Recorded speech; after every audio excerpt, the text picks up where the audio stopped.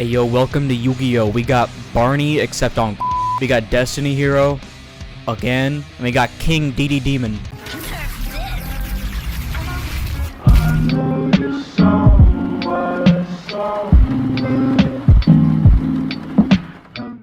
What's going on, everybody? It's RoarWyJo coming at you with a brand new video, and I know I don't typically do these kinds of videos. However, for 2023, one of my resolutions for the channel is to broaden my horizons a bit on the type of content that I put out, so that I'm able to put out some more content for y'all instead of just like the same old stuff all the time, with the occasional outlier here and there. And I just want to be motivated overall to do more and more content for the channel anyway, and so I'm going to be trying to branch out and do a few more different types of videos, such as reviewing more than just new archetypes or new support cards, and perhaps just reviewing everything that comes out in general. Not everything, maybe. I don't want to just be another MCole 40, but I do want to take a look at certain things such as this, which is really exciting, and that is the reveal for the boss monster artworks for Deck Build Pack Wild Survivors. So, if you don't know, Deck Build Pack Wild Survivors is the next Deck Build Pack coming out after Amazing Defenders, which we still have yet to get in the TCG. It's like, I think, a couple weeks away, maybe a week away.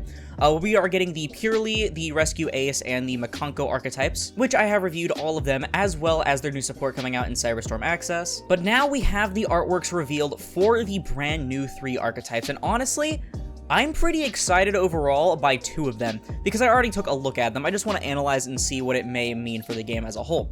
So, it says, the cycle has been broken, art for the boss monsters of the new themes in Deck Build Pack Wild Survivors. I think that means for the last ones we might not have gotten the artwork revealed early. I don't remember exactly, because it's been a while, honestly. It's been like over half a year since like the reveal. Also, you can't see this, but the URL says hot dinos in your area. That's so funny. But as you can probably tell from the cover one, this is what looks to be a new dinosaur-related archetype. It's called the Transcendence Dragon. Google Translate told me it was the Transcendence Dragon, so Transcendence Dragon actually makes a lot of sense.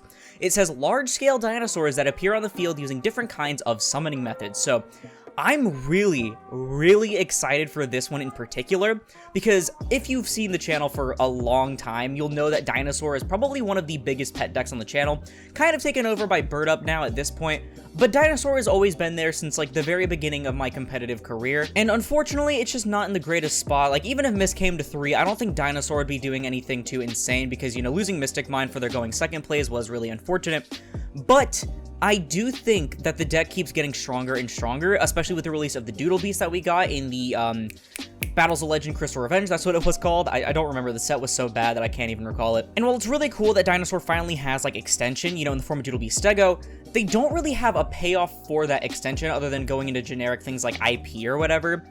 But this says it uses different kinds of summoning methods. So what I'm really hoping for is link monsters, because Dinosaur literally has no link monsters that are relatively generic for Dinosaur itself.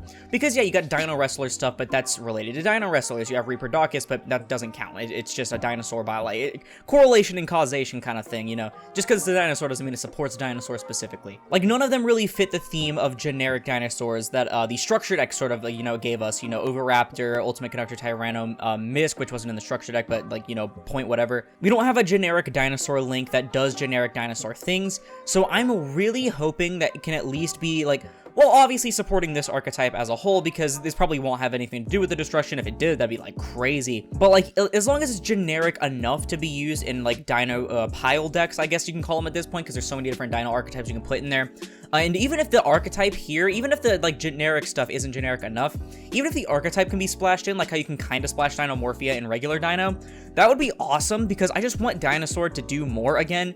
Because for the longest time, it was actually a really good rogue option, but like now it's just kind of like, you'll be lucky to see it at like a regional. So this is probably the main thing I'm excited about in this set, not gonna lie. The next one is something that I'm probably the least interested in, because it's called the Versus or the Vanquish Soul archetype, and it says fighters that release their special attacks using the power of attributes. So, given the artwork and then this stat line, it's basically like they took Destiny Hero and Elemental Hero and just merged them together, and then gave them a little bit more like Dinomorphia kind of features. I don't know, maybe they'll end up being really cool, but to me, it looks like they're just gonna have some like really mediocre like stat reduction or something, or they look like they're just going to end up being a really big Bungus archetype, which, you know, is cool and all. Again, I was just talking about Dinosaur, but, like, there comes a point where that's a bit too much, you know? Like, this archetype just kind of reeks like just big Bungus. Like, if you have a bunch of different attributes on field or in the graveyard, you know, put this guy out, or this guy gets unaffected or something like that. I don't know. Watch them be like the best one out of this set, and I'm just like hard coping right here. But the other one that I'm kind of excited for is the Novellus, or Novell's archetype. It says it's a ritual summoning theme that treats the opponent to different cuisines, and I've always considered ritual to be one of my favorite summoning mechanics, even though Drytron kind of ruined it for me because it was just so annoying to play against. But I'm really excited for this in particular because it doesn't mention it by name, but this could end up being Hungry Burger support.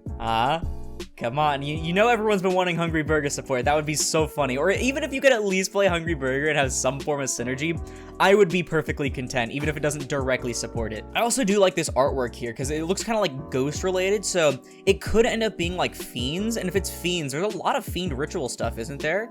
Let me go monster, ritual, fiend. Yeah, there's a good amount. Oh, wait, ooh. Hold up, are all the incantations... Okay, never mind, it's just Crealter. For a second, I was like, ooh, are all the incantations fiends? That would be crazy, but no. There's a Plant Spellcaster, Pyro, Psychic, Fiend, and Aqua. I don't know, as long as this ends up being good and, like, doesn't need to do something like Drytron, which, like, you know, like the new Gishki support. The new Gishki support doesn't need Drytron, and you'd actually rather play Sprite. I think, honestly, that would be really cool. And this is looking to be a really fun-looking deck just from this artwork alone. And then it's going to end up being, like, Runic 2.0, isn't it? But that is all I think I can say about this little reveal. I know it's just 3 artworks, and I kind of, like, rambled a little bit.